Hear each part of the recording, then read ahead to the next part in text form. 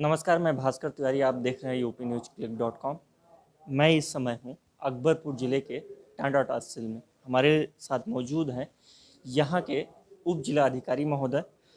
हम व्यक्तिगत तौर पे जानकारी इनसे लेंगे कि व्यक्तिगत जीवन कैसा रहा, उतार चढ़ाव कैसा रहा व्यक्तिगत जीवन में, और क्षेत्र की समस्याओं के बारे में थोड़ी हम इनसे जवाब लेने का कोशिश करेंगे कि जो क्षेत्र में अतिक्रमण से संबंधित समस्याएं हैं उससे कैसे लोगों को निजात दिलाया जाए, जाम से समस्या है, इसी सब बारे में हम जवाब लेने की कोशिश भी करेंगे। साथ में आपका बहुत बहुत स्वागत है सर। पहले अपना नाम और थोड़ा सा परिचय।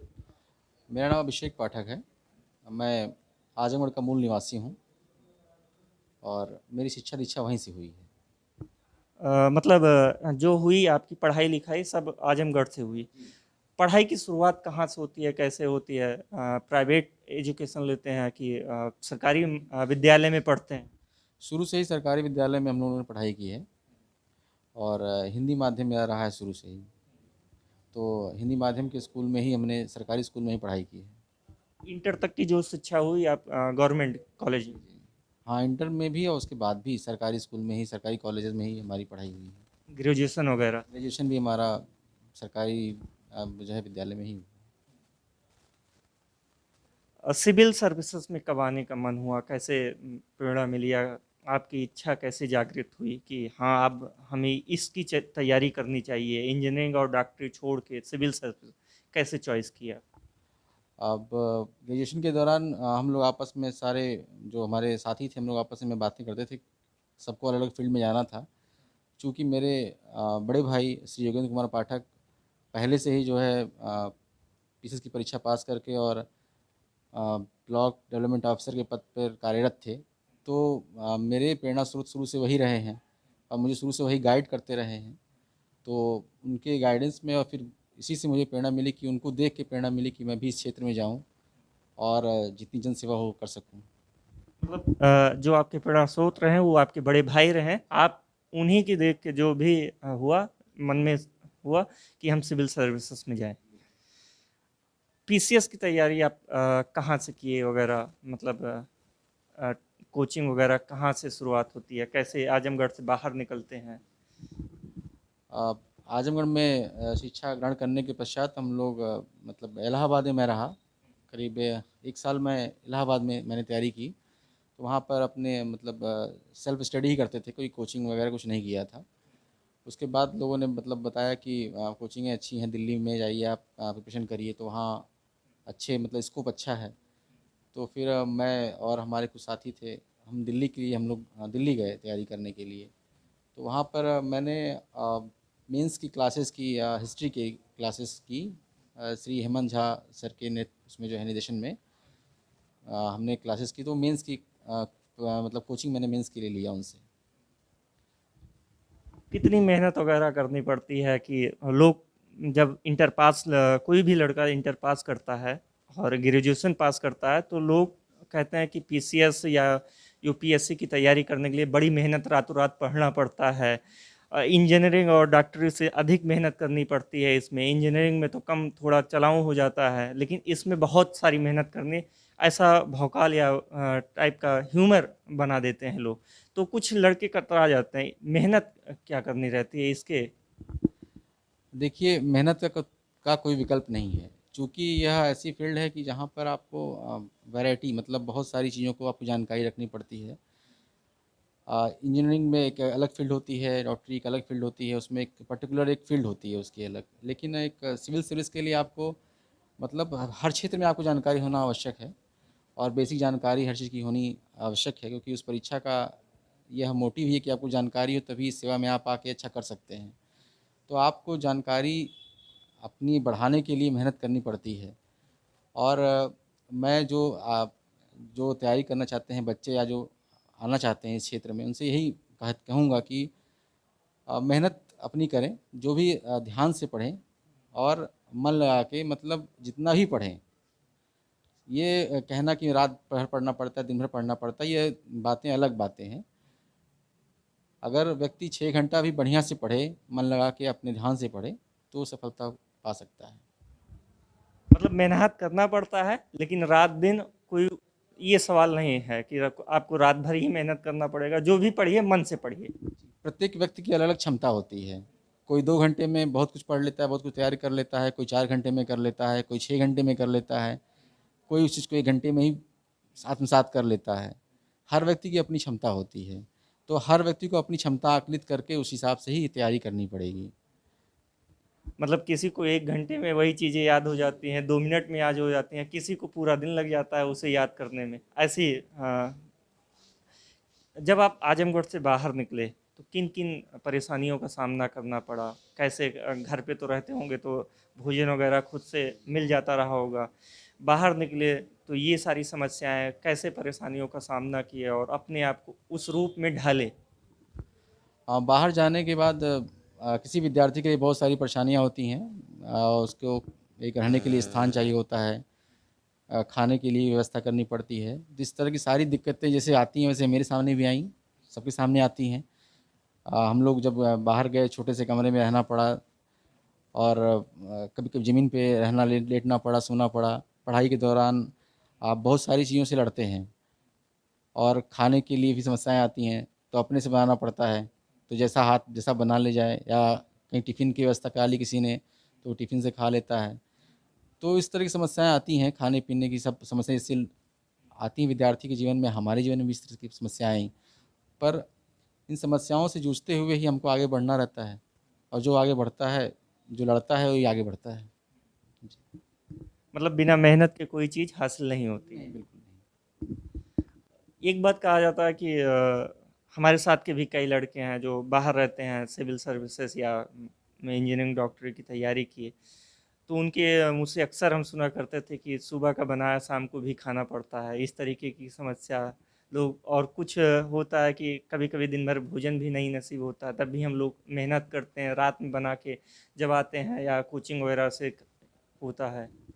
हाँ, कभी-कभी परिस्थितियाँ ऐसी होती हैं कि आप दिन भर खाना भी नहीं खा पाते हैं। कभी आप व्यस्त हो गया पढ़ाई में, कहीं आप किसी क्लासेस में, तो होता है ऐसा। लेकिन ये तो आदमी पे ही डिपेंड करता है कि वो अपनी दिनचर्या कैसे बनाता है। किसी कोई रात में पढ़ता है, कोई दिन में पढ़ता है, कोई सुबह पढ़ता है। हर व्यक्ति की अपनी-अपनी अलग-अलग तरीका है अपना-अपना अलग। और हमें उस रूप में अपने आप को ढालना होता है। जी, जी। कभी आप यूपीएससी की परीक्षा में बैठे हों?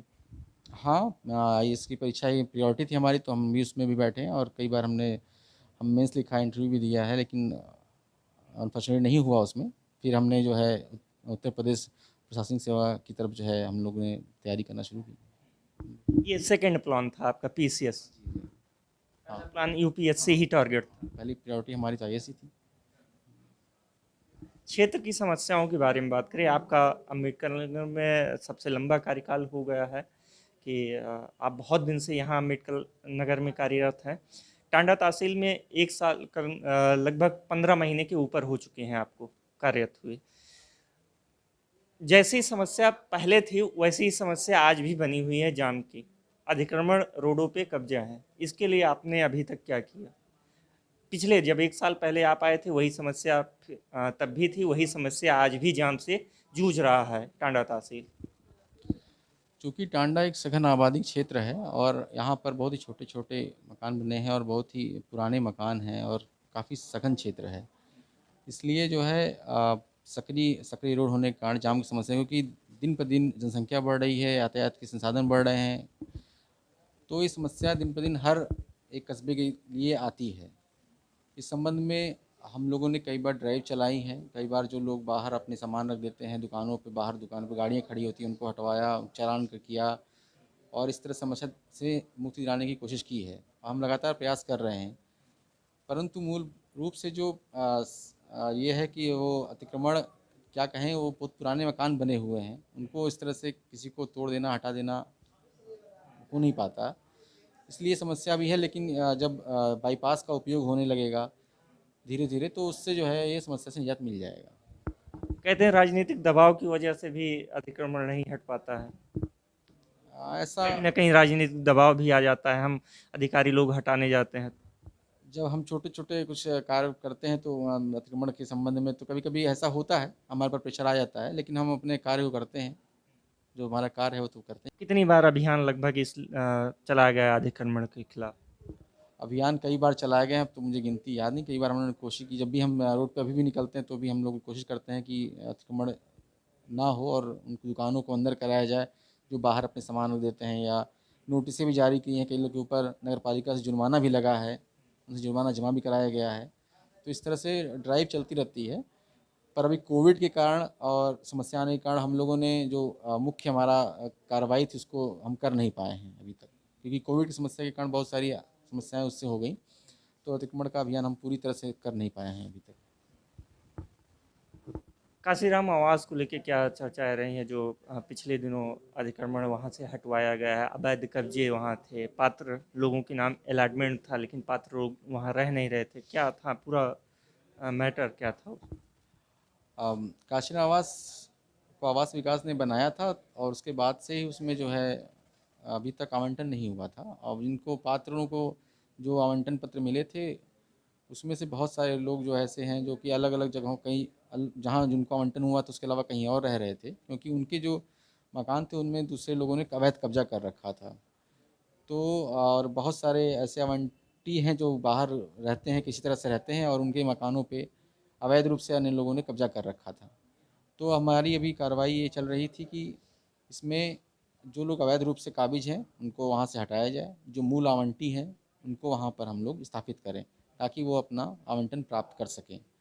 ये कार्रवाई, ये ड्राइव चल रही है और इसमें बहुत सारी दिक्कतें आ रही हैं। कई लोग इसके खिलाफ धरना प्रदर्शन कार्रवाई कर रहे हैं, लेकिन उसमें ऐसे बहुत सारे लोग हैं जिनका खुद अवैध कब्जा है और कई मकानों पे, कई घरों पे उन्होंने अवैध कब्जा कर रखा है। तो उस पर खिलाफ हम कार्रवाई कर रहे हैं और जो भी इस तरह की अड़चनें आएंगी बाद में हम इस पर एफआईआर और विधिक कार्रवाई भी करेंगे। अवैध कब्जा हटवाने के खिलाफ आप लोगों की जो मुहिम है, इसमें कुछ राजनीतिक दबाव भी आ रहे हैं, विधायक वगैरह या कोई अन्य जनप्रतिनिधि?